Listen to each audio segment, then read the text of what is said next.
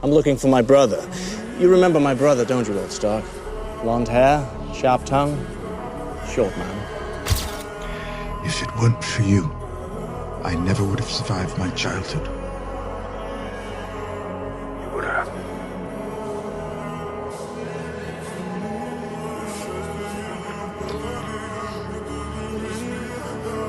You were the only one who didn't treat me like a monster. You were all I had.